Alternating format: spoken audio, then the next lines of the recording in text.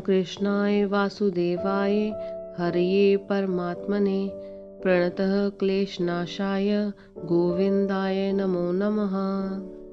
अजा एकादशी, जिसे अन्नदा एकादशी भी कहा जाता है, भाद्रपद माह के कृष्ण पक्ष की एकादशी को मनाई जाती है। यह एकादशी भगवान विष्णु को समर्पित है और इस दिन व्रत रखने से सभी पापों से मुक्ति मिलती है और स्वर्ग की प्राप्ति होती है। कुंती पुत्र युधिष्ठिर बोले कि हे जनार्दन, अब आप मुझे भादों की कृष्ण पक्ष की एकादशी के बारे में बतलाइए। उस एकादशी का नाम तथा विधि क्या है, सो विस्तार पूर्वक कहिए। श्री कृष्ण भगवान बोले कि हे राजश्री, भादों की कृष्ण पक्ष की एकादशी को अजा कहते हैं। जो मनुष्य इस दिन भगवान की भक्ति पूर्वक पूजा करते हैं तथा व्रत करते हैं, उनके समस्त पाप नष्ट हो जाते हैं। इस लोक और परलोक में सहाय करने वाली इस एकादशी व्रत के समान विश्व में दूसरी एकादशी नहीं है। इस एकादशी की कथा इस प्रकार है। प्राचीन काल में एक चक्रवर्ती राजा हरिश्चंद्र राज्य करता था। वह अत्यंत वीर, प्रतापी तथा सत्यवादी था। उसने किसी अज्ञात कर्म तथा प्रतिज्ञा से राज्य को त्याग दिया और अपनी स्त्री तथा पुत्र को बेच डाला।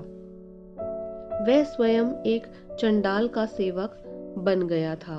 उसने इस चंडाल के यहाँ कफन लेने का काम किया, परंतु उसने इस आपत्ति के काम में सत्य को ना छोड़ा। जब इस प्रकार रहते हुए उसको बहुत वर्ष हो गए तो उसने अपने इस नीच कर्म पर बड़ा दुख हुआ और इससे मुक्त होने का उपाय खोजने लगा। वह उस जगह सदैव इसी चिंता में लगा रहता कि मैं क्या करूं। एक समय जबकि वह चिंता कर रहा था, गौतम ऋषि आए। राजा ने उन्हें देखकर प्रणाम किया और अपने दुख की कथा सुनाने लगे। महर्षि गौतम राजा के दुख से पूर्ण वाक्यों को सुनकर अत्यंत दुखी हुए और राजा से बोले कि हे राजन, यह सब अजा एकादशी के व्रत का प्रभाव था।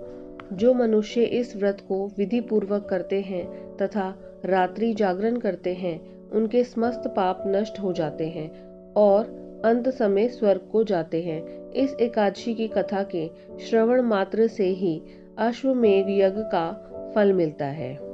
जय श्री हरि विष्णु।